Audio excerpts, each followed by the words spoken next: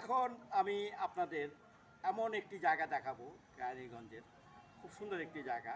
সেটি একটি ক্যাফে। এই ক্যাফেটির নাম হলো দ্য ফরেস্ট ক্যাফে। আর এই ক্যাফেটি যেখানে আছে, আপনারা আসতে হলে আপনারা আসতে পারেন কেরানীগঞ্জের যে কোনো জায়গা থেকে চলে আসতে পারেন। কদমতলী থেকে আপনারা অটো চললেই এই ফরেস্ট ক্যাফেটি চলে আসতে পারেন। এটি আড্ডা রেস্টুরেন্টের অপোজিটে। মন্টু মিয়ার প্লট বললেই হয়তো চিনিয়ে দিবে যে কোনো অটো। আর আপনারা এখানে আসবেন, খুব সহজেই আসতে পারেন, ভাড়াও পড়বে খুব কম। ঢাকার যে কোনো প্রান্ত থেকে আপনারা এখানে চলে আসতে পারেন। পোস্তগোলা বা বাবুবাজার যে কোনো জায়গা থেকে আসবেন, কদমতলী আসবেন, কদমতলী থেকে এই দ্য ফরেস্ট ক্যাফে মন্টু মিয়ার প্লট বললেই চিনবে। ভাড়া পড়বে পুস্তকা থেকে যদি আসেন তাহলে 40 টাকা, আর ওইখান থেকে অটো রিজার্ভ নিয়ে আসলে 60 টাকার ভিতরে চলে আসতে পারবেন। চলুন ভিতরে যাই সেই ফরেস্ট ক্যাফেটি দেখানোর জন্য। Come to the forest cafe. আমি আপনাদের আমার আরেকটি নতুন ব্লগে এখন দেখাবো দ্য ফরেস্ট ক্যাফে। সেটি কেরানীগঞ্জে অবস্থিত। সেই ক্যাফেটি এখন আমি আপনাদেরকে দেখাচ্ছি। আমি ঢুকেছি এই ক্যাফের একেবারে মূল গেট দিয়ে ঢুকলাম। আর এটি নক্রজবাগ ব্রিজের একটু দূরেই। আর মন্টু সাহেবের বাড়ি আড্ডা রেস্টুরেন্টের অপোজিটে এই ক্যাফেটি।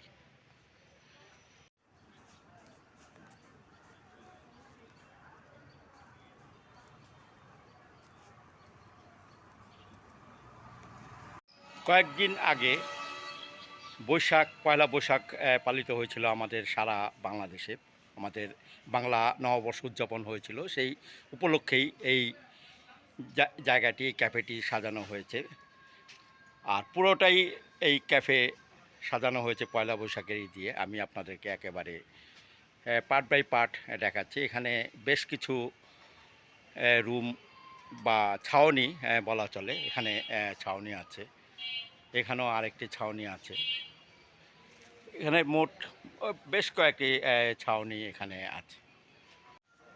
আর হাঁটার জন্য ওয়াকওয়ে যেই যা বলি আমরা, সেটিও এখানে আছে, খুব সুন্দর।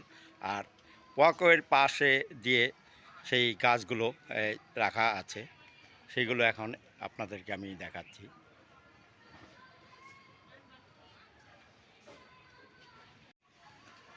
এখানে প্রচুর বসার জায়গা আছে, প্রচুর জায়গাও আছে এখানে। আপনারা ইচ্ছামতো ছবি তুলতে পারেন। ফটো তোলার জন্য যা লাগবে, ফটোজেনিক জায়গা বলতে যা বোঝায়, সেটাই এখানে আছে। এখন অবশ্য একটু বিকেল, আর একটু রৌদ্র পড়লে আরও ভালো লাগবে।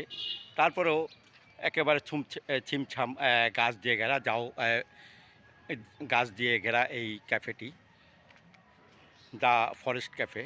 মানে ফরেস্ট বলতে বন বোঝায়, এই বন আদলেই এই ক্যাফেটি তৈরি করা হয়েছে। এখানে কিছু বসার জায়গা তো আগেই বলেছি। এখানে যেমন টেবিলটি করা হয়েছে একটা ঢালাই সহকারে। প্রতিটি কোনায় কোনায় সুন্দর করে সাজানো হয়েছে চেয়ার দিয়ে, টেবিল দিয়ে। আর আপনারা ইচ্ছা করলে এখানে আসতে পারেন। এখানে বাচ্চাদের কিডস জোন, এখানে ইচ্ছা করলে বাচ্চারা খেলতেও পারবে। এটি হলো কিডস জোন। এখানেও কিছু বসার জায়গা আছে, ছাউনি আছে। এটি একটি হল রুমের মতো, এখানে বসে আপনারা গল্প করতে পারেন, আড্ডা দিতে পারেন। আর বাইরের পরিবেশটিও খুব সুন্দর, এটিও আপনাদেরকে দেখাচ্ছি।